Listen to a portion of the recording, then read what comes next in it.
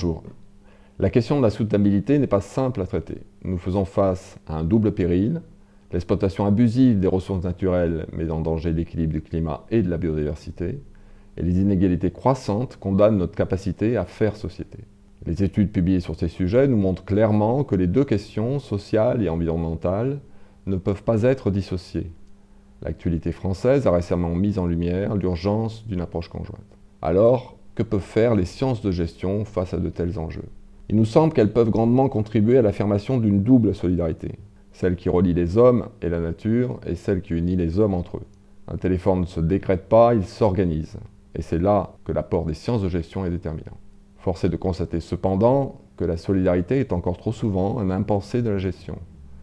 La solidarité n'est finalement que peu prise en compte dans l'histoire de la pensée organisationnelle et elle est négligée dans l'enseignement de la gestion.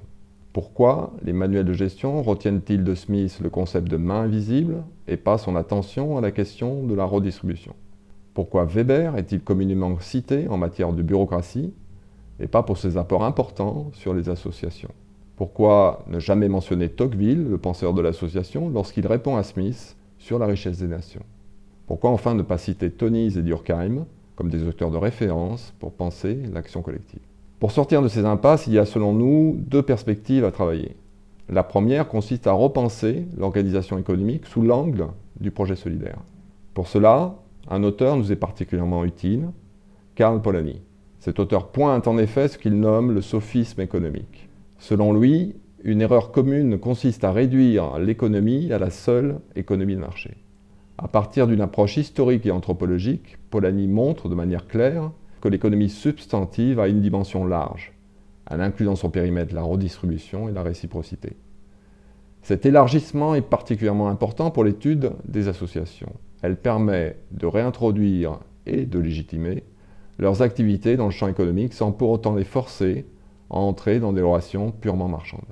Elle permet aussi de repenser l'action publique à l'aune de cette redéfinition de l'économie.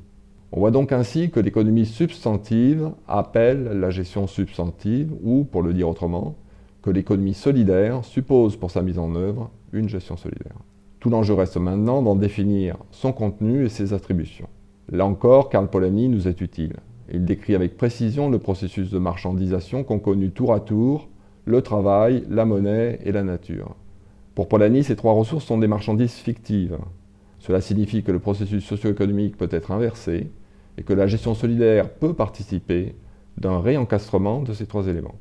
De nombreuses pratiques en témoignent. Concernant le travail, des innovations sociales des coopératives d'activité d'emploi sont particulièrement intéressantes à analyser.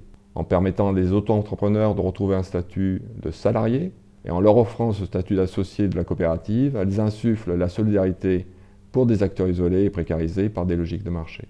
Dans la mouvance des logiciels libres, des plateformes numériques coopératives émergent pour refuser l'ubérisation du travail en offrant une protection et un autre mode de gouvernance pour les communautés d'utilisateurs. Concernant la monnaie, les exemples sont également éloquents. Partout, des monnaies solidaires sont créées et inventées. Elles participent à l'émergence d'une finance solidaire. Elles permettent de reconstruire du lien social, de réinscrire une partie des choix économiques sur les territoires et d'autoriser l'appropriation citoyenne selon des modes démocratiques. Concernant la nature, enfin, les innovations sont multiples. À partir de l'exemple impulsé par les associations de maintien de l'agriculture paysanne, les AMAP, des logiques de circuits courts se sont construites et organisées. Des modèles organisationnels d'un nouveau genre, comme celui de Terre de Liens, de Colibri, d'Enercop ou de plateformes en commun, permettent d'engager de nouveaux modes d'organisation solidaire. Les organisations multiparties prenantes, comme les sociétés coopératives d'intérêt collectif, les SIC, voient leur nombre augmenter. Les nouvelles expériences citoyennes et solidaires qui s'inventent chaque jour dans le monde témoignent de nouvelles façons de conjuguer solidarité et organisation. Gestion solidaire, gestion des communs, gestion du bien vivre sont autant de pistes de recherche à prendre en compte dans le cadre d'un dialogue international. Elles augurent de nouvelles pratiques adaptées pour une transition sociale et environnementale plus que jamais nécessaire. Par leur capacité à être au plus près de l'action de terrain, les sciences de gestion ont un rôle essentiel à jouer sur ce plan. Encore faut-il pour elles accompagner et outiller le nécessaire renouveau de l'imaginaire collectif que cela suppose.